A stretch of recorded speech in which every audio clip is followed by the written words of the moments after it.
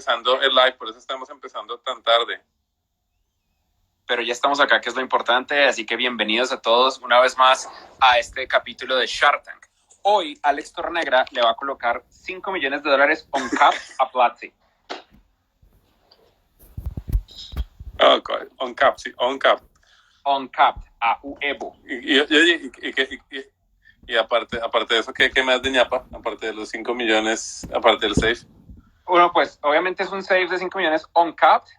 Incluye una suscripción a Platzi. Y me estoy arriesgando. Fenomenal, no, la suscripción lo paga. No hay problema. Listo, cerrado el negocio. ¿Tú me estás oyendo bien? Se está reseteando. Yo te escucho bien. En ocasiones se me está bloqueando salta, la conexión por alguna razón. Yo entiendo que tú estás en San Francisco y en estas ciudades de tercer mundo, pues es muy complicado tener una conectividad fuerte, sí. Y ahora se cayó. Yo sé, sí, eso es el problema. Sí, no como acá en Bogotá, Colombia, que eso mejor dicho, acá lo que tenemos es fibra óptica. Y de sobra. Sí. Bueno, parece que sí está funcionando, vamos a ver. Sí, parece que todo está funcionando. Sí. ¿Cómo estás? ¿Cómo estás de salud tú, tu familia, tu equipo? Nosotros estamos bien, afortunadamente. Cristian, mi socio, estaba en enero en Taiwán. Entonces Cristian la vio venir. Y Cristian llegó de Taiwán con una paranoia brutal, a decir, tenemos que cerrar la oficina, tenemos que pasarnos todos a trabajo remoto, vamos a ejecutar esta serie de medidas, vamos a comprar estas máscaras, esto es lo que hay que hacer y toca hacerlo ya. Y yo creí que estaba siendo muy exagerado, pero ejecutamos su plan y gracias a eso creo que nos adelantamos a muchos problemas. En realidad me siento muy afortunado. Sí, definitivamente. Yo he tenido la oportunidad de hablar con Cristian y yo venía pensando desde enero, deberíamos como que tener unos 15, 30 días de comida que no se dañe por si acaso. Pero empezó febrero y todavía no lo hemos hecho hasta que tuve una conversación con Cristian. Me dijo que ya llevaba como un mes que se había sentado, que había llenado toda una bodega con eso. Entonces aceleré el proceso y vas a entrar a la casa y como 4 cajas de comida que en caso de emergencia nos permitirían sobrevivir aproximadamente 15 días. Por eso lo compramos antes de que realmente llegara la pandemia por estos lares. Hasta agua tenemos, hasta agua en bolsa que dura como 5 años, unas bolsas especiales también ahí compramos por si acaso. Sí, son unas bolsas, eso ya es survivalism que llaman, ¿no? Claro, preppers. California es uno de los centros grandes de... A ver, California no es el lugar único de preppers, porque los preppers son muy del Midwest gringo, pero en California los preppers tienen más dinero, de tener búnkers subterráneos, de tener helicópteros privados parqueados para que en caso de emergencia lleguen al helicóptero y se los llevan al búnker que nadie sabe dónde está, etcétera. A mí me encanta que Peter Thiel supuestamente tiene un búnker en Nueva Zelanda y lo primero que hizo Nueva Zelanda es cerramos fronteras y no dejamos entrar a nadie extranjero, váyanse al carajo. Pero él no tiene ciudadanía nueva. Estoy seguro que en un jet privado volando a Nueva Zelanda con suficiente dinero uno compra la ciudadanía antes de que aterrice el avión. Sí, eso es posible. Estoy buscando acá. Peter Thiel tiene ciudadanía, es verdad, ciudadanía alemana, ciudadanía gringa y tiene ciudadanía en Nueva Zelanda desde el 2011. Es verdad, no lo pueden. A ver, no le pueden rechazar la entrada, pero los neozelandeses sí dijeron, si llega acá lo encontramos. Pero se puede, definitivamente. Sí, ese es un buen sitio para tener búnker. En Colombia, ¿dónde pondría uno un búnker? Que nadie lo encuentre a uno. Yo diría esas cosas, pero prefiero no dejar ningún récord registrado de cuáles son mis ideas para escaparme. Yo sí creo es que Colombia es un muy buen lugar para estar abierto del mundo. Para esconderse, sí. Yo miré como por el Amazonas, ¿no? Mucho mosquito, pero allá no lo van a encontrar uno nunca. Bueno, hoy el objetivo inicial de la charla, que de nuevo les pido disculpas por empezarla tan tarde, es hablar del futuro de la educación y el futuro del trabajo. Yo creo que con Freddy nos podemos quedar hablando, y lo hemos hecho en el pasado, a puerta cerrada, por horas, hablando del tema. Entonces te invito a que hagamos algo. Tú estás en el futuro de la educación, yo estoy en el futuro del trabajo. Intentemos predecirlo, el futuro de lo que hace el otro. ¿Cuál es el futuro de la educación? ¿Cuál creo yo que va a ser el futuro de Platzi? y la educación en general, ¿cuál crees tú que va a ser el futuro de Torre y del trabajo en general? ¿Qué opinas? Hagámosle. Piedra, papel o tijera para ver quién arranca. Listo, a ver. Piedra, papel o tijera. Maldita sea. Piedra, papel o tijera. ¿En serio? ¿En serio? La última. Piedra, papel o tijera. Marica, perdí. Listo, arranque. ¿Cuál es el futuro de la educación? El futuro de la educación. Mira, una de las cosas fascinantes que he visto durante los últimos días es ver a Azul de 6 años empezando a recibir educación virtual. De 6 años. Es increíble y sé que no es la única. Rápidamente, en la escuela que está Azul, los maestros tuvieron más o menos como una semana de pausa esperando que tal vez el asunto se acabara rápido y se dieron cuenta, no, esto va para largo, y entonces empezaron a adaptar los currículos virtuales, y esto lo hicieron muchas otras escuelas. Pero lo fascinante es ver cómo una vez empezaron a manejar la parte de la escuela virtual, empezaron a usar Zoom para eso, en cuestión de 2 días, ya Azul entendía, sin que nosotros nos hubiéramos sentado a explicarle, básicamente la pusimos frente al escritorio con su iPad, con Zoom, y defiéndase porque yo estoy ocupado en una reunión, ya sabía cómo entrar a Zoom, cómo meter el password para entrar a las reuniones, cómo funcionaban los breakout rooms, para poder interactuar con diferentes personas dependiendo de la actividad que estaba haciendo, cómo silenciarse, cómo quitarse el silencio y reglas básicas de silencio. En qué momento estaba bien que ella se silenciara, en qué momento ella debía quitarse el silencio y otras cuestiones. Y a los 4 días, no se acabó la semana, ya yo la estaba viendo en Zoom interactuando con la maestra, y la maestra, Azul, te acabo de mandar el archivo con las... Esta conversación fue tal, te acabo de mandar la hoja que te muestra cómo debes escribir la letra cursiva mayúscula. Y Azul dijo, sí, gracias maestra, porque en eso soy malo y estaba esperando que me la mandaras. Se salió de Zoom, se fue a Google Drive, abrió el folder donde la maestra le está mandando la información, buscó el documento, y mientras estaba haciendo eso, Zoom sigue abierto en audio. Le está diciendo, maestra, no lo veo, ¿dónde está? No, abre este otro folder. 6 años, 6 años, ya entendía todo ese concepto. Y no solo eso, veo que lo está disfrutando. Eso me ha llevado a mí a visualizar que es muy viable que el concepto de home staying, remote schooling, es decir, quedarse en casa, pero aprendes remotamente, inclusive para niños pequeños, se empiece a popularizar bastante. Y esto es algo que para los colegios suena extraño, pero si te fijas, y tú viniendo de Platzi, potencialmente lo entiendes muy bien. No se me haría extraño que en cuestión de un par de años veamos escuelas de primaria, o sea, educación primaria, virtuales, distribuidas, en donde haya cientos de miles, potencialmente millones de estudiantes, con cientos de miles de profesores, donde cada niño está en alguna parte del mundo y usando cierto tipo de inteligencia artificial, el niño está acoplado con el mejor maestro para ese niño, con los mejores compañeros de estudio para ese niño, independiente de donde resulten estando. Y no solo eso, el costo de esas escuelas va a ser significativamente más económico que el costo de las escuelas de hoy en día. ¿Por qué? ¿Cuál es el costo más alto de una escuela tradicional hoy en día? ¿O de una universidad? La finca raíz. Perdón, no sé qué era así, la finca raíz, real estate. La finca raíz. Entonces quitas el asunto de finca raíz y ahora conlleva otra pregunta. Bueno, las habilidades sociales y todo eso. Primero, el niño va a desarrollar todas las habilidades sociales que requiere para el trabajo del futuro. ¿Sí? El niño tiene que hacer cómo trabajar detrás de una pantalla. ¿Sí? Pero lo otro, y es muy interesante, creo que va a haber una separación en términos del concepto de guardería y el concepto de estudio. Y esto, una buena analogía, son los agentes de viajes. En el pasado, cuando uno iba a viajar a cualquier sitio, iba la gente de viajes, y el agente de viajes te vendía el hotel y te vendía también el pasaje aéreo. Hoy en día, muy rara vez uno compra las dos cosas al tiempo. Uno va a un website a reservar el hotel y va a otro website a comprar el pasaje aéreo. Creo que eso va a ocurrir en términos de la educación y el cuidado de los niños. Tradicionalmente, en la escuela, en los colegios, te cuidan al niño y también le enseñan al niño.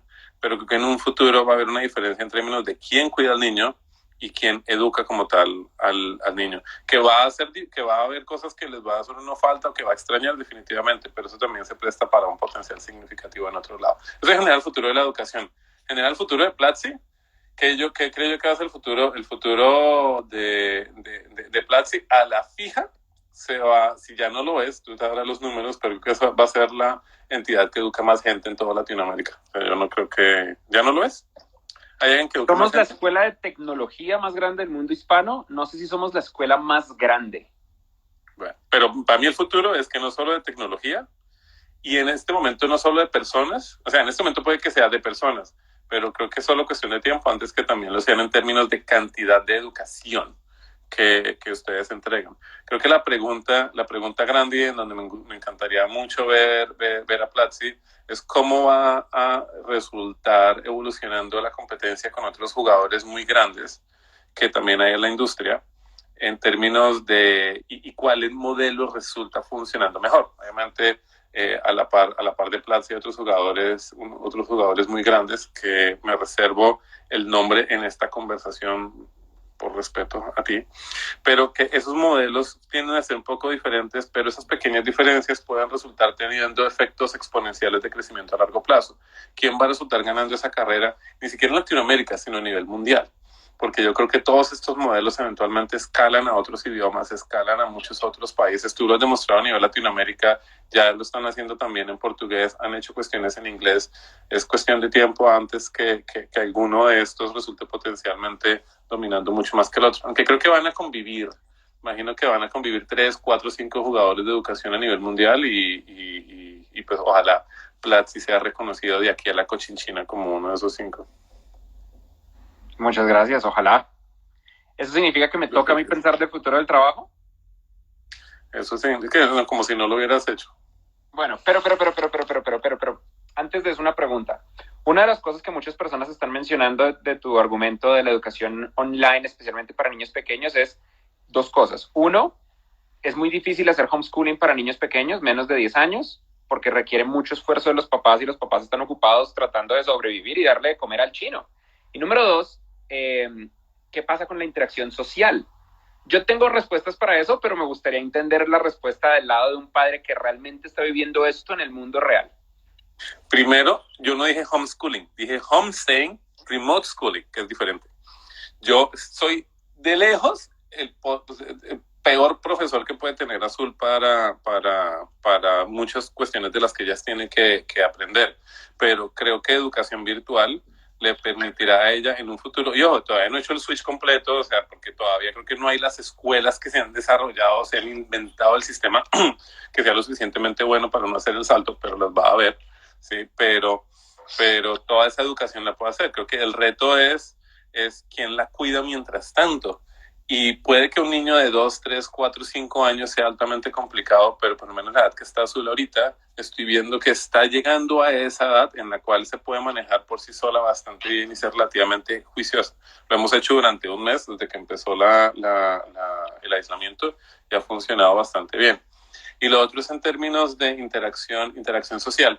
Ahí hay unas cuestiones filosóficas y ahí hay unas cuestiones pragmáticas. Primero, las pragmáticas y después me meto en las filosóficas. Las pragmáticas. El futuro del trabajo es principalmente remoto. Tú tienes que aprender a comportarte socialmente remotamente, ¿sí? O sea, de nada te sirve saber cómo ir de nada te sirve saber cómo ir a pegarle a un chino, defenderte de un chino en el recreo, pues porque así no va a ser el futuro del trabajo. El futuro del trabajo no vas a estar tú hombro a hombro con tus compañeros de trabajo, vas a estar trabajando remotamente con ellos. Entonces tienes que aprender habilidades sociales digitales, más que cualquier otra cosa. Eso es uno. Está la otra parte, que es algo que sé que muchas personas pueden no estar de acuerdo conmigo, es que yo creo que un niño se beneficia en muchos aspectos más de interactuar con adultos que de interactuar con otros niños. Y esto creo que no solo es para niños, le aplica a startups. A mí me parece muy interesante algunas aceleradoras en donde ponen a los startups entre sí a colaborarse. Como o sea, pues es un startup, ¿cómo carajo le va a enseñar a otro startup cómo hacer las cosas y apenas está aprendiendo cómo hacer las cosas? Uno tiene que aprender de alguien que ya lo hizo allá. Entonces, los niños chiquitos no necesariamente es una interacción que le está ayudando al niño a comportarse mejor, le está enseñando cómo comportarse con otros niños que también están aprendiendo cómo hacerlo. Entonces, no creo que sea tan necesario. Es una costumbre que tenemos durante los últimos 200 años, pero 200 años para atrás, los niños crecían y aprendían de sus padres o hermanos mayores, no aprendían de otros 30, 40 o 50 niños porque las escuelas no existían. Eso es algo nuevo que nos inventamos como parte de la revolución industrial, donde los padres tenían que estar trabajando todos los berracos días en una fábrica y no podían encargarse de los niños como si lo podían hacer antes. ¿Y tú qué piensas? God, ese último punto no lo había pensado. Lo voy a conectar con lo que yo opino del futuro del trabajo. Primero vayámonos con la versión más agresiva posible de lo que yo pienso del futuro del trabajo. Yo honestamente creo que... Bueno, hay unas cosas que son obvias, pero yo creo que no son tan obvias para algunas personas. Cuando nosotros hablamos del futuro del trabajo, hablamos mucho de lo que significa credenciales, manejo de la experiencia y verificación desde la perspectiva del empleador, de que el empleado tiene la habilidad para lograr un trabajo. Y históricamente nosotros conectamos eso con diplomas. Yo creo que todo el mundo en este punto, es el año 2020, todo el mundo dice, sí, los diplomas ya no son tan relevantes. Pero ¿cuántas personas están dispuestas a no pagarle la universidad a un hijo? Puede que yo... No le voy a pagar la universidad, solo que se la pague ella sola, man. No, exacto. Ok, la cambio de una manera distinta.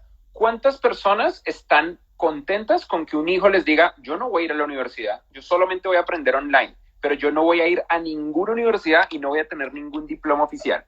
Yo sospecho que la respuesta a esa pregunta es muy pequeña, es un porcentaje muy corto. Y esas son las mismas personas que dicen, no, los diplomas, eso viene en el futuro, pero ahorita, eso era del pasado, en el futuro no van a haber diplomas. La misma gente que dice eso, perdón que se me cayó aquí la cámara, es la misma gente que creo yo va a decir cosas ahora como, no, usted tiene que ir a la universidad, usted tiene que ser alguien. Ese es un problema que tenemos que asumir antes de pensar en el futuro del trabajo. Y es cómo funciona desde una perspectiva psicológica el sistema de incentivos de un ser humano. Los seres humanos no nos incentiva la emoción de ganar algo. Sí nos incentiva, chévere ganar algo, pero no es lo que más nos incentiva. Lo que más incentiva a un ser humano es el miedo a perder algo. Y perder la oportunidad de un buen trabajo por no tener un diploma va a ser el reto más grande del cambio entre la educación y el futuro del trabajo. Porque hay un par de cosas que yo creo fuertemente. Primero, yo creo que la probabilidad de que esto no es una recesión, sino una depresión, es mayor del 50%. Para los... una depresión, de lejos. ¿Cierto?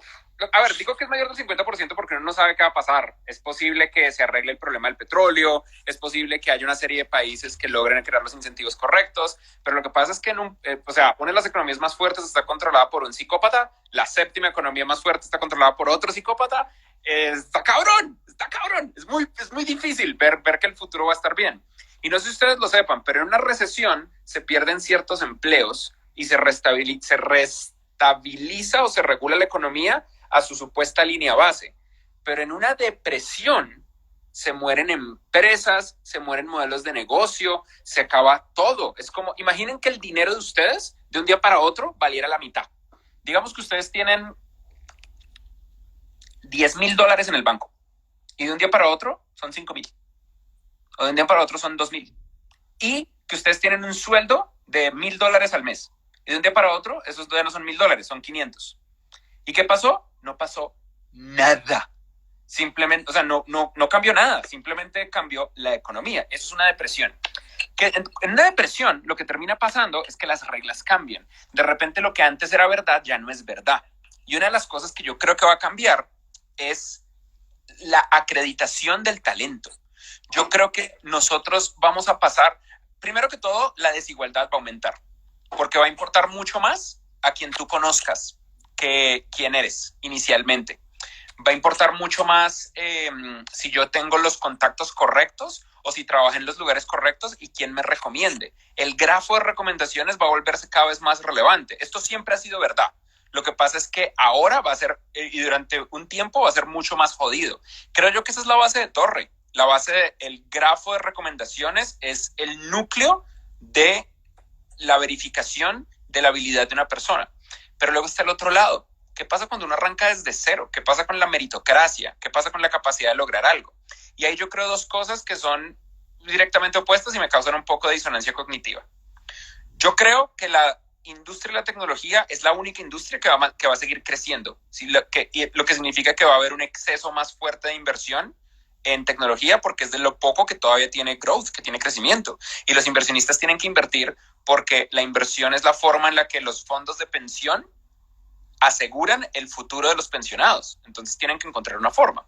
Pero al mismo tiempo, yo creo que este año va a corregir de una manera extrema los salarios de tecnología.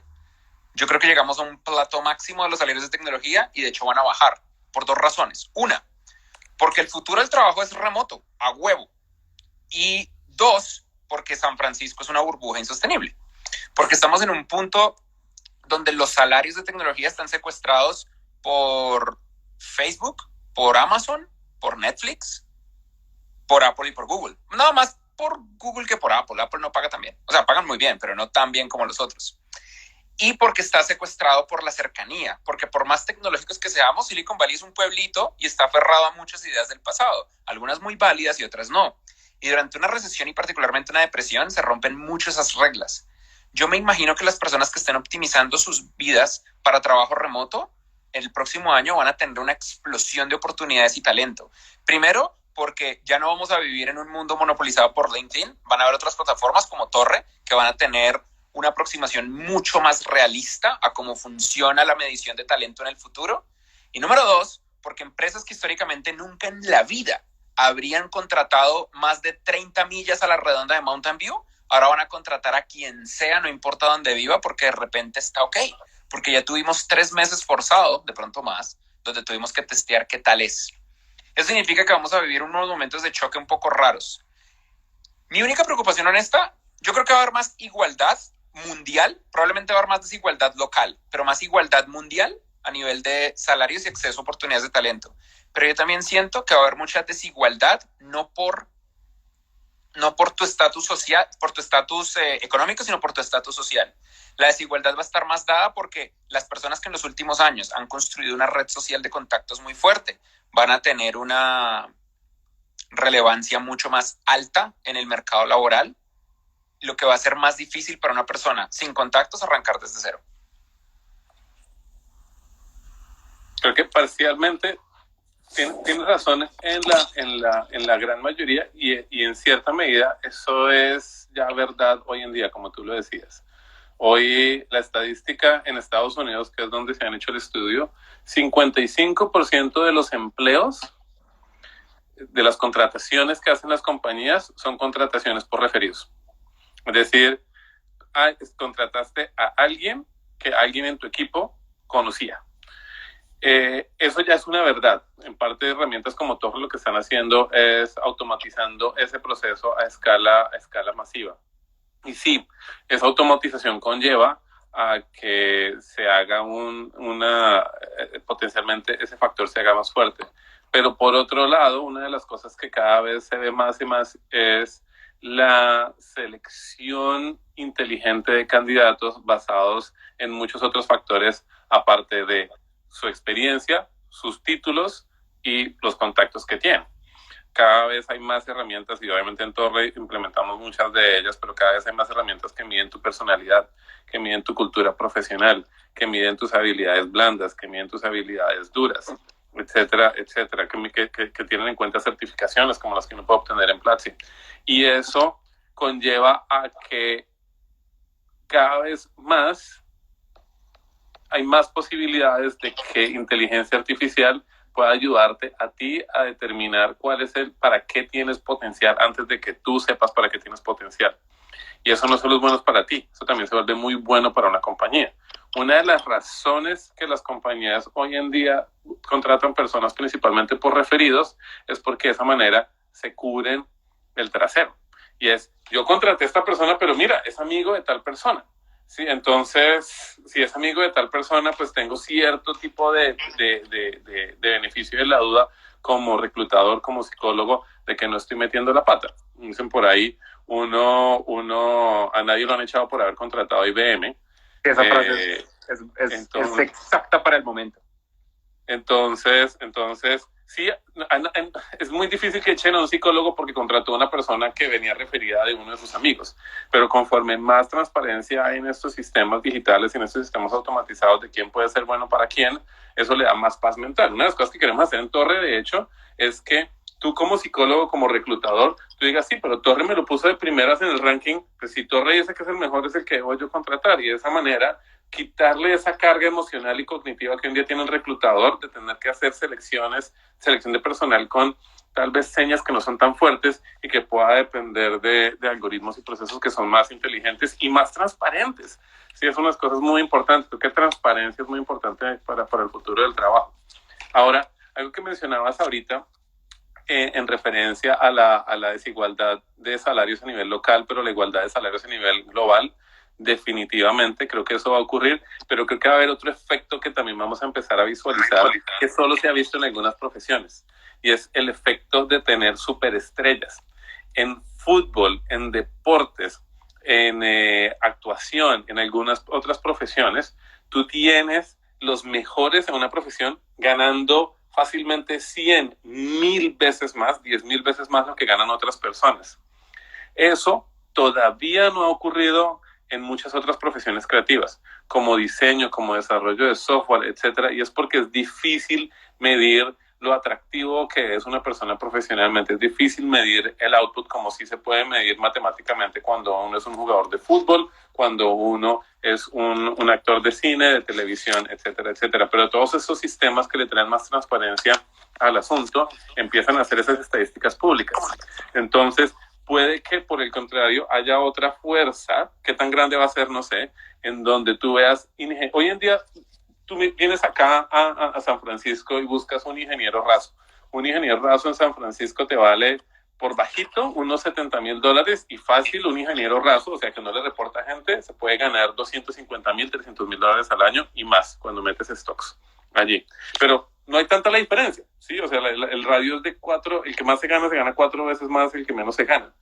Pero en fútbol el rango es mucho más alto. Así que en un futuro ver desarrolladores de software que se ganan rasos, que se ganen 3, 4, 5, 10 millones de dólares, no va a ser tan extraño y puede que haya otros que como no tienen esa reputación no puedan ganarse más de 20,000 o 30,000 dólares al año a nivel global. Creo que a nivel global los salarios van a subir en general, sí, pero puede que todavía veamos unos rangos, unos espectros todavía mucho más amplios en ese frente. Y para líderes todavía va a ser más extremo. Eso ha pasado con CEOs, que fue una de las cosas más interesantes que ha habido en la industria de compensaciones en las últimas décadas. En los 80s hubo un movimiento aquí en Estados Unidos para hacer que todas las compañías públicas hicieran público, todas las que no puede comprar y vender en la bolsa, hicieran público el salario de los CEOs. ¿Cuál es el objetivo? Que los CEOs les diera vergüenza los salarios tan altos que estaban recibiendo. ¿Cuál fue la consecuencia? Se han multiplicado por 30, 40 veces el salario de los CEOs, porque ahora yo como CEO no puedo ganar menos que el CEO de la otra compañía, yo como junta directiva no puedo pagar menos. Entonces, ¿pero por qué fue? Transparencia. Como más transparencia en el mercado, más se reduce el arbitraje, más se reduce la asimetría de información y eso puede conllevar a que efectivamente las personas puedan empezar a tener un apalancamiento mucho más fuerte a la hora de ir a pedir salarios. Pero quién sabe cuál de las dos fuerzas va a ser la más fuerte. Yo creo que es inevitable la descentralización de los salarios y también creo que es inevitable la rockstarización de la tecnología.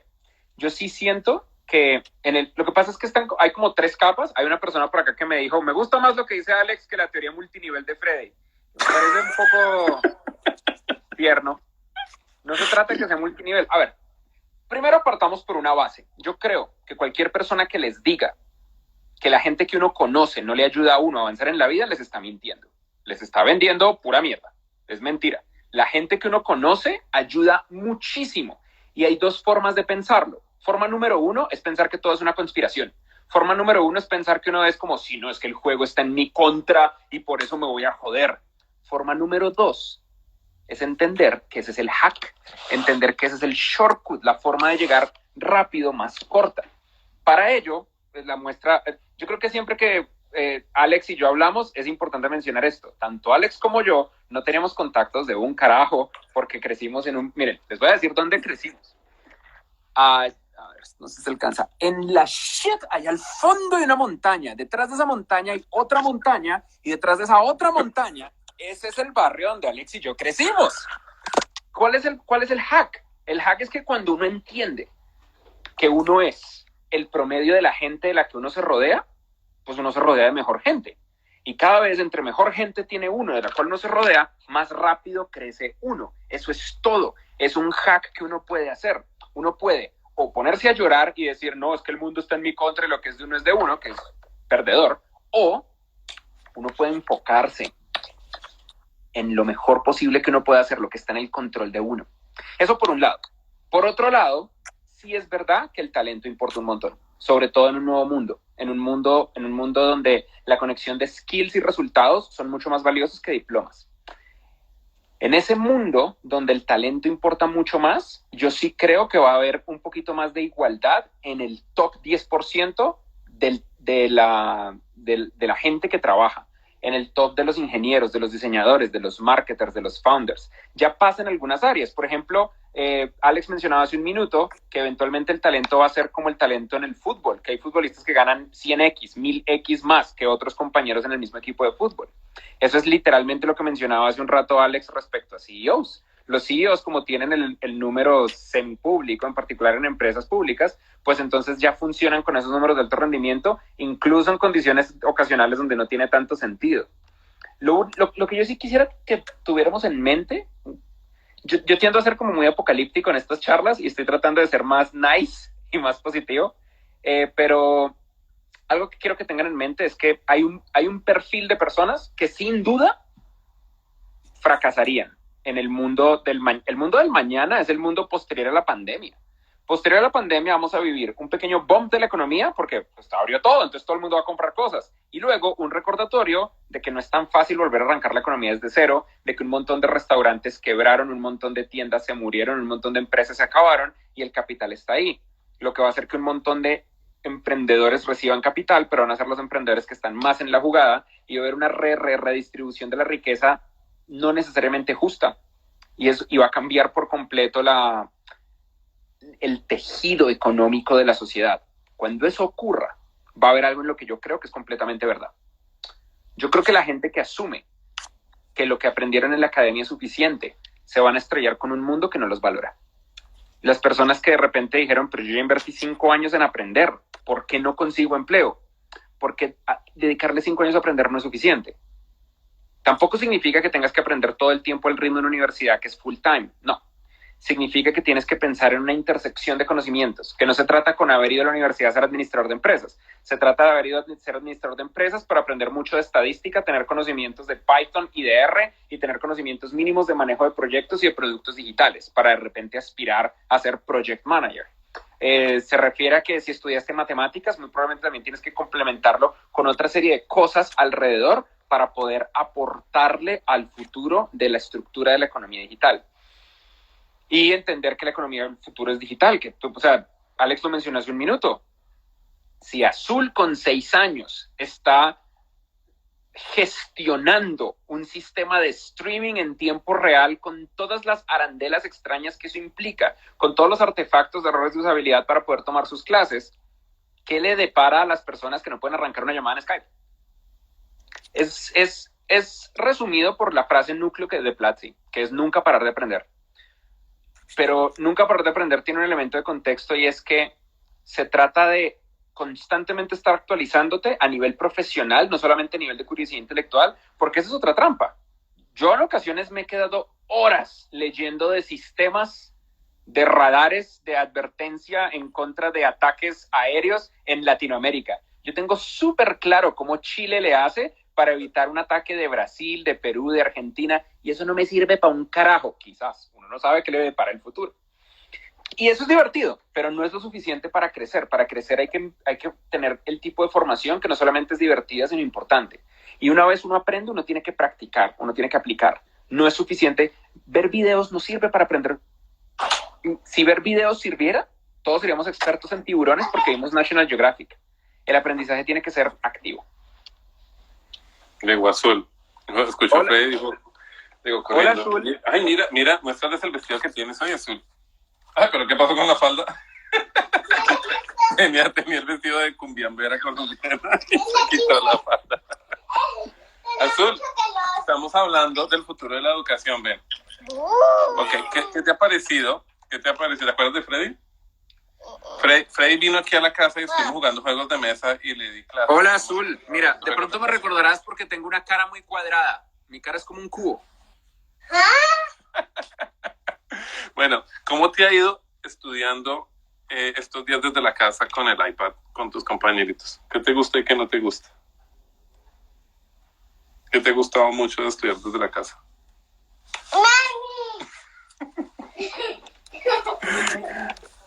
ADHD. No, completamente de acuerdo. De hecho, hoy en día creo que si bien todavía hay muchas instituciones y muchos psicólogos que buscan esos títulos profesionales a la hora de contratar personas, es por lo que te comentaba previamente, porque es la forma en que se protegen, ¿sí? de tomar decisiones malas. Pero definitivamente, o sea, eso cuando lo miras a nivel corporativo todavía lo pides, pero nosotros en Torre hemos hecho miles, potencialmente decenas de miles de entrevistas, tanto a candidatos como a psicólogos y reclutadores, y la vasta mayoría está de acuerdo. Yo quiero contratar basado en muchas otras cuestiones, habilidades blandas, habilidades duras, el potencial que tiene la persona de aprender y no solo lo que ya sabe, etcétera. Pero lo que pasa es que no tengo herramientas que me permiten tomar esas decisiones, me permiten tomar esas decisiones rápido y a un costo que tenga sentido. Pero conforme esas herramientas empiecen a funcionar, van efectivamente a todas estas cosas a ocurrir. Y algo interesante, ¿sabes dónde va a haber la mayor revolución en lo que tiene que ver con contratación de personal? De hecho, ya hoy en día la vemos. No ¿Dónde? Es en trabajo convencional, es en plataformas de trabajo flexible. Eso era justo lo que iba a preguntar a continuación. Mi siguiente pregunta era, hablamos mucho de la industria de la tecnología porque pues es nuestra industria y somos nerdos y es lo mejor del mundo, tomamos la decisión correcta al decidir ser geeks en la vida, pero ¿qué va a pasar con el resto de los empleos? ¿Cuál es tu opinión? ¿Qué va a pasar con los empleos administrativos, los empleos de mid management, los empleos en call centers, los empleos de las personas que están detrás del counter cuando alquilas un carro? Todos estos empleos.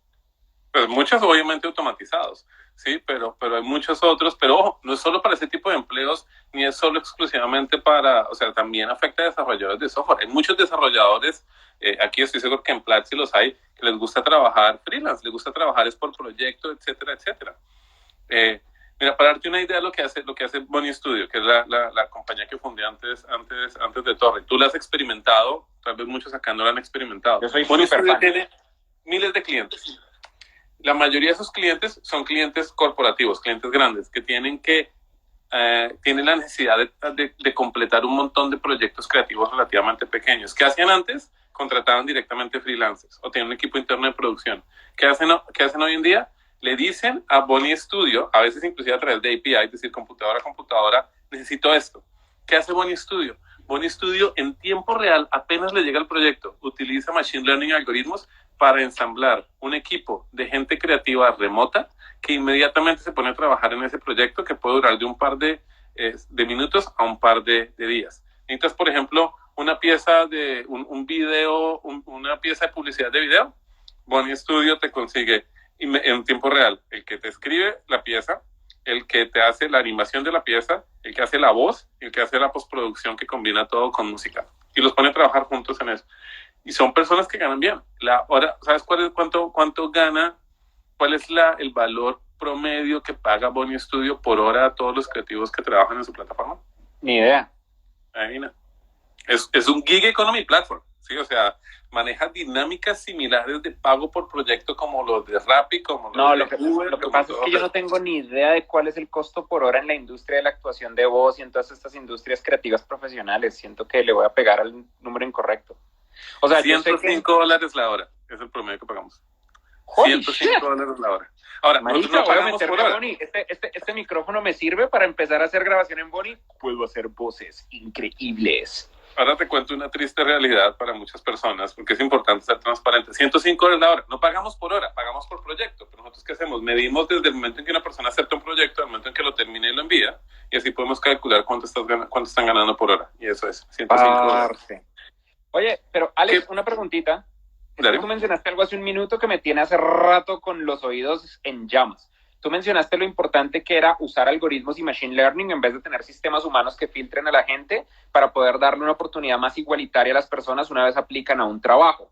Hay una empresa muy famosa que hizo esto, que se llama Amazon. Amazon creó un algoritmo de machine learning para filtrar la primera capa de acceso a las entrevistas. Tú envías tu hoja de vida a Amazon, Amazon la filtra con machine learning para ver qué tan probable es que entres a una entrevista, y hasta que el algoritmo no te filtra, no te permite hablar con un humano para postularte. Y descubrieron que ese algoritmo tiene un problema, y es que no estaba pasando mujeres. Las mujeres no pasaban a entrevista con humanos. Y no fue hasta que se hizo un estudio muy fuerte que determinaron este algoritmo es un algoritmo discriminatorio. ¿Por qué es discriminatorio? Porque históricamente Amazon había contratado más manes que mujeres, por ende tenía datos que le hacían creer de manera errónea, a partir de la extrapolación tradicional de machine learning, si es mujer tiene menor probabilidad de que la contratemos, y el solo hecho del género hacía que tuviera menor probabilidad de entrevista. ¿Qué opinas de eso? Que definitivamente era de esperar que le ocurriera a una compañía que lo hiciera de esa manera, por varias razones. Y los que saben aquí de Machine Learning, uno de los retos que tiene Machine Learning, inteligencia artificial, es que, como dicen en inglés, garbage in, garbage out. Si le metes información basura a un sistema, va a generar predicciones que son basura. Si le metes sesgos o discriminación o entrenas un sistema con información que ha tenido sesgos o es discriminatoria, el algoritmo lo que va a hacer es va a seguir discriminando y va a seguir haciendo sesgos. Es definitivamente bastante difícil, y es muy difícil en el caso de Amazon haber solucionado ese problema por la forma en que resultaron implementando eso. Por un lado, decirnos a las hojas de vida. Las hojas de vida se quedan corticas, pero de lejos en términos de mostrar quién es uno, qué fue y qué quiere hacer. ¿Sí? Una persona es muchísimo más que 2 hojas. Un resumen es un resumen de una persona, que la hoja de vida en inglés es resumen. O sea, que a estas alturas de la vida, nosotros como seres humanos pretendamos que una colección de 6 párrafos represente lo que somos, nos debería dar pena y nos debe dar risa. Entonces, Amazon ha debido usar perfiles mucho más poderosos, mucho más valiosos, que contienen mucha más información. Eso es lo que hemos estado trabajando en Torre. En Torre desarrollamos el concepto del genoma profesional, que incluye lo que tiene una hoja de vida, pero esos son 2 de 50 y pico de factores que hemos trabajado hasta ahora, y nos hacen todavía falta más. Lo otro es que el problema de Amazon es que fue un sistema cerrado. No sé si tú te acuerdas, alguna vez Google en sus pasadas vidas ofreció un servicio de Search Engine, un servidor de Search Engine, que ellos claro, el Google Search Appliance, así se llamaba. Sí. GSA, Google Search Appliance, que era una caja que te instalabas en tu servidor. Uy, claro, lo descontinuaron, esa vaina no funcionó muy bien. Y uno de los problemas que tiene Amazon es que, claro, si están haciendo eso y solo están entrenando con datos internos, pues va a estar tan sesgado como puede estar ese sistema. Una de las cosas que para donde van las plataformas que están haciendo este tipo de automatización de selección de personal, y definitivamente donde en Torre estamos trabajando en llevar la vanguardia, es no podemos pretender que no va a ser discriminatorio, porque si tú discriminas y todas las personas discriminan, pues definitivamente las predicciones que van a hacer también discriminan. Lo que sí vamos a poder hacer una vez tengamos suficientes datos es ayudarte a visualizar, oye, ¿sabes qué? Comparado al resto de la gente, tú estás discriminando un 20% más contra las mujeres. ¡Wow! Primero, le podemos decir eso, o estás discriminando más contra personas que tal vez vienen de esta entidad educativa, o estás discriminando contra personas que tienen este tipo de personalidad, etcétera. Eso es de las primeras cosas que vamos a hacer, pero la parte que me pone los pelos de punta y me emociona es cuando vamos a poder decirte, haz clic aquí y compensa ese sesgo que tienes. Eso es todo. ¿Cómo te compensa? Sí. O sea, ¿cómo funcionaría eso a nivel práctico? Si sistemáticamente estás discriminando 20% contra las mujeres, es decir, estás trayendo a dos candidatos exactamente iguales, pero uno es mujer y uno es hombre, tiene 20% menos de probabilidades, por ejemplo, de que lo lleves a una entrevista. A la hora de compensar, lo que hacemos es que si eres mujer, te subimos 20% el ranking dentro del sistema automáticamente. Entonces, de esa manera, tú, como una compañía consciente, y esperamos que toda esta información eventualmente sea pública, pues puedes decir, sí, quiero compensar mi discriminación. Y es que uno de los problemas grandísimos que tenemos como seres humanos es que discriminamos inconscientemente. ¿Sí? Entonces, la única forma que podemos realmente discriminar o quitarnos esa discriminación es apoyándonos con métodos y con algoritmos transparentes que nos ayudan a compensar por esas cuestiones que estamos haciendo sin darnos cuenta. Entonces, ahora, ya que lleguemos allá, definitivamente va a haber un montón de cuestiones que tenemos que aprender como plataforma y como raza humana, pero definitivamente el resultado creo que va a ser muchísimo mejor. Ahora, una cuestión en referencia a un estudio que te decía que es la parte triste, que me decía si puedo hacer voces con el micrófono. Sí, puedes hacer voces con el micrófono, pero hay una realidad en el futuro del trabajo, y esto pasa también con otras industrias como lo que decíamos ahorita de los CEOs, y pasa también con los jugadores de fútbol y con los artistas. Los mejores se llevan la vasta mayoría de las ganancias, y eso pasa en Boni Studio. En Boni Studio tenemos aproximadamente unos 60,000 creativos. 60,000 creativos cada mes, aproximadamente solo 900 resultan generando dinero a través nuestro. Pero todavía es más extremo cuando te fijas que 95% de los proyectos en Boni Studio los hace solo un 2% de todas las personas que están. Y no es porque nosotros hacemos palanca o algo así por el estilo. Los algoritmos en Boni Studio automáticamente seleccionan las personas que determinan que van a hacer el mejor trabajo con la mejor calidad al precio que es más competitivo. Y a pesar de eso, estamos pagando $105 la hora. Sí, es absurdo. O sea, quiero que piensen la curva de lo que acaba de decir Alex. De toda la base de usuarios, solamente el 15% generan dinero. Y el 90% del dinero se lo llevan el 2%. Eso significa que el 13% se reparten solo el 10% del dinero. Y, a ver, es una curva normal de distribución de comunidades porque hay gente que solamente consume y hay gente que crea. Nosotros, por ejemplo, en este momento, Alex y yo somos parte del porcentaje de personas que crean contenido para algo como Instagram, donde el resto de ustedes, la inmensa mayoría de ustedes, ni siquiera me han mandado un solo mensaje en el chat. Solamente están viendo esto. Probablemente se conectaron hace 3 minutos y estén como, oigan, ¿quién es el cachetón que está ahí hablando con el señor que sale en la televisora? El del tanque de tiburón. Mientras que eso significa que probablemente en este momento Alex y yo estamos siendo parte de ese 1 o 2%, las personas que escriben en el chat están siendo parte de ese 10 y el 15%, y el resto de las personas son los que serán acá arriba en el índice de cuántas personas están conectadas en el live. Es un recordatorio de lo difícil que es crear empresas de tecnología que construyan contenido, que apoyen a una comunidad para crear contenido y que creen que a partir de eso creen una forma de realmente un modelo de negocio sostenible, hacer plata. Porque una cosa es crear una comunidad, otra cosa es ser una comunidad que haga plata. Eso me lleva a una pregunta, Alex, una pregunta muy importante. Estamos hablando mucho en términos apocalípticos porque pues estamos todos jodidos, estamos encerrados en la casa, un montón de negocios se van a morir, el precio del petróleo nos está matando nuestras monedas locales, al terminarse la pandemia puede que no haya empleo. ¡Está cabrón!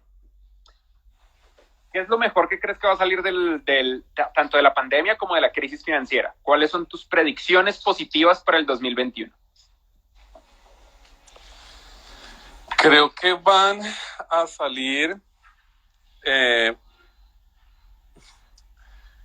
muchísimas oportunidades. Eso creo que es lo más importante. Es como si la raza humana le estuviéramos oprimiendo un botón de reset y estuviéramos reiniciando. Y eso permite que muchas cosas reinicien de manera diferente. La mejor analogía, creo que para todo esto que está ocurriendo, perdona, tenía que prender el fogón porque soy responsable de hacer la comida aquí en la casa. Muy bien, yo acaba de llegar el domicilio, pero entonces continúa, por favor.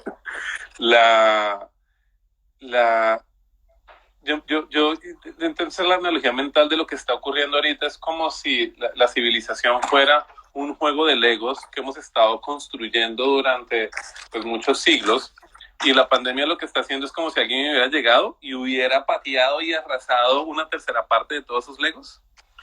Y eso obviamente tiene un costo grandísimo porque genera mucha entropía, genera mucho desorden, genera mucho pánico, pero por otro lado también le va a permitir a muchas personas agarrar esos Legos y empezar a construir cosas nuevas.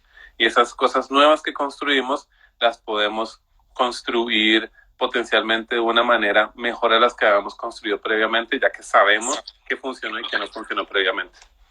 Habiendo dicho esa parte como genérica y filosófica, creo que una de las cosas que llegó acá para quedarse es trabajo remoto. Creo que la pandemia le aceleró a la raza humana potencialmente una generación completa el adaptarse a trabajar remotamente. A ver si ahora sí, después de esto, quedas convencido, Freddy, del asunto.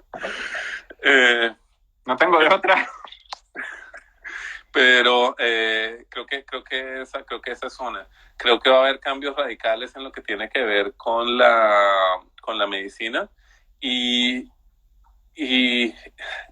la parte que tiene cosas buenas, pero creo que lastimosamente tiene también connotaciones muy negativas, es que dentro de todo eso va a haber muchísimo más monitoreo de con quién interactuamos.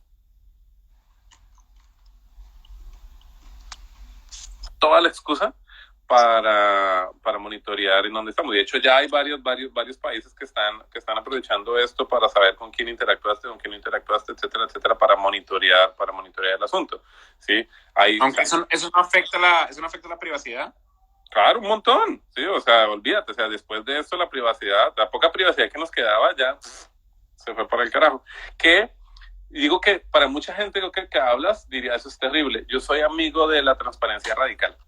Yo creo que aquí el asunto no es que nuestros días sean transparentes o no. Lo que pasa es que yo creo que los gobiernos deben ser 100% transparentes. Es el problema. A mí no me gusta, sí, que mi vida sea pública para el gobierno, pero resulta que todo lo del gobierno es privado, ¿no? Si mi vida es pública para el gobierno, todo lo del gobierno también debe ser público para mí. Y puede que esto nos conlleve a visualizar que debemos empujar más a eso y asegurarnos que somos más conscientes de lo que y le exigimos más a nuestros líderes. O sea, es que los líderes de las naciones deberían tener una cámara 24/7 y la única privacidad que deben tener es para ir al baño, sinceramente. O sea, trabajan para el pueblo, ¿sí? Trabajan para el pueblo 24/7, no deberían tener conversaciones sin que alguien pueda auditar lo que estuvieran diciendo.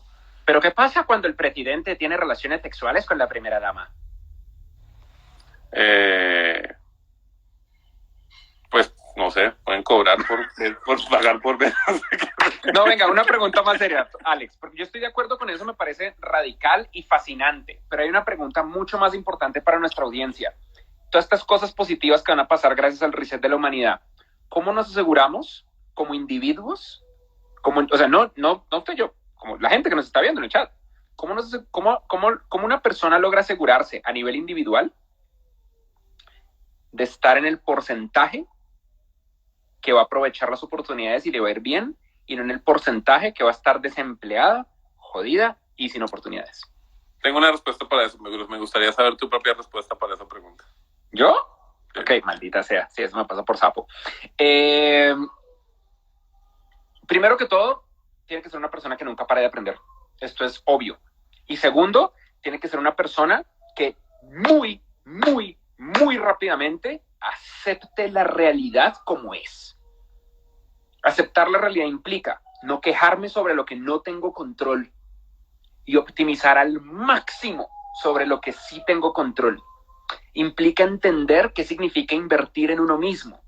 El retorno de inversión no se da poniendo plata en una caja mágica que multiplica el dinero, se da invirtiendo en nosotros como personas. Sí, existe la posibilidad de invertir en empresas, pero el perfil de riesgo hace que no sea tan alto, especialmente si uno está jodido. Si uno está jodido, miren, es muy sencillo. Si ustedes no se pueden, si ustedes perder una cantidad X de dinero, los dejaría en la ruina, no pueden invertir a nivel de cash, pero sí pueden invertir en ustedes mismos. Invertir en el crecimiento personal de uno es la única inversión que tiene un retorno garantizado. La única, el resto no garantizan retorno. Y aceptar ciertas cosas a nivel mental, cambiar el marco de pensamiento. Uno, aceptar que ya no existe el mundo donde uno tenía asegurado el futuro simplemente con ir 5 años a una academia. No existe. Número 2, aceptar que hay cosas fuera de nuestro control que nos van a cambiar la vida para cosas que no nos van a hacer felices. Y número 3, hacer una lista consciente sobre qué sí tenemos control. Si uno hace la lista, y esto me parece impresionante, mucha gente se queja de que están jodidos, de que no tienen empleo, de que no saben qué hacer, pero nunca se han sentado a escribir en un documento en Word cómo creen que va a ser el futuro. Eso es fácil, cualquier persona puede hacer eso. Siéntense a escribir cómo va a ser el futuro en un año. Ustedes pueden. ¿Cómo creen que va a ser el futuro en sus trabajos, en sus industrias? Si ustedes son masajistas, ¿cómo creen que va a ser el futuro de la industria de los masajes en el 2021? Yo creo brillante, porque todos estamos privados de nuestra libertad en la casa, entonces vamos a salir corriendo. Si ustedes trabajan en la industria de contabilidad, ¿cómo va a ser el futuro de la contabilidad? Todos los países de Latinoamérica están empezando a regularse con una cosa que se llama US GAAP, lo que significa que antes los contadores solamente tenían que pelear por los puestos de trabajo con contadores del país. Y ahora un contador peruano va a poder quitarle el empleo remoto en contabilidad a un contador colombiano, y ese contador colombiano va a poder quitarle el empleo remoto en contabilidad a un contador en Milwaukee. Piensen lo mismo en administración de empresas, en leyes, en odontología, en derecho, en peluquería, en muchas otras cosas. Y siéntense a escribir un documentico en Word muy sencillo de ciencia ficción personal. ¿Dónde creen que va a estar el futuro en un año? Puede que la caguen, pero lo más probable es que ustedes estén 10x más adelante que el 99% de la humanidad, que lo único que hace es entrar en pánico y esperar un cheque del gobierno. Completamente de acuerdo. Mi sugerencia, ¿sabes qué hace que este 1%, 2% de los creativos en Buen Estudio se lleven el 90% de los proyectos? Que son muy, muy buenos. Tú ves trabajar a estas personas, agarran un script. O sea, yo he estado expuesto, por ejemplo, a locutores de voz porque he creado ya 2 compañías relacionadas a eso. Y he estado en muchas sesiones y pues he visto cómo trabajan, agarran el script, lo practican, calientan la voz, hacen una toma, 2 tomas, 3 tomas, 5, finalmente una que les gusta, sacan el archivo, lo meten en la computadora, lo editan, lo suben, lo mandan al cliente. Ve tú, esas personas que se están ganando las mejores tarifas en Buen Estudio reciben la mayor cantidad de trabajo. Es mágico ver lo rápido con el que hacen el trabajo. Reciben el script ya lo reciben en la computadora que tiene al lado del micrófono. En la primera lectura hacen la lectura perfecta, graban el archivo, ya tienen configurada la computadora con robotcitos para que comprima el archivo en diferentes formatos, lo suben a una carpeta, o sea, automatizan su trabajo un montón, lo que pueden automatizar, y lo que no pueden automatizar se vuelven los mejores en eso, y eso es mi recomendación. Hace más o menos unos 5.000 años, los seres humanos podían escoger más o menos de unas 5 profesiones que tenían, ¿sí? Conforme desarrollamos la agricultura, conforme desarrollamos las ciudades, empezamos a desarrollar nuevas profesiones. Ya no solo había la gente que tenía que cazar y la gente que armaba casas y la gente que armaba ropa, ya estaba el que armaba los zapatos, el que hacía las camisas, el que hacía los cinturones. Y hace aproximadamente unos 500 años ya podíamos escoger de unas 500 profesiones. Hoy en día, en Torre tenemos identificados 60.000 diferentes habilidades en las que uno puede especializarse. 60.000. Y el número está creciendo exponencialmente. De aquí al siguiente siglo, más probable es que haya unas 500.000. O sea, la mayoría de las cuestiones en las que vamos a poder especializarnos, ¿sí? Nosotros, los que estamos aquí vivos hablando en este momento, no se las han inventado, pero van a existir de aquí a que nos muramos. Pero, ¿eso qué implica? Que cada Alex, vez quedan 36 segundos. En 36 segundos Instagram nos mata. Hay más posibilidades de volverse experto combinando diferentes habilidades. Y si te vuelves el mejor en 2 o 3 habilidades, seguro vas a tener el mejor salario del mundo en esa habilidad. Caballero, muchas gracias. Les recomiendo, sigan a Platzi. Freddy Vega sabe muchísimo del tema. Aquí en Torre Negra me pueden seguir, @torrenegra, Instagram. Martes voy a tener un nuevo live hablando de nuevas funcionalidades en Torre. Muchísimas gracias, caballero. Un abrazote, genera esta conversación. Chao a todos.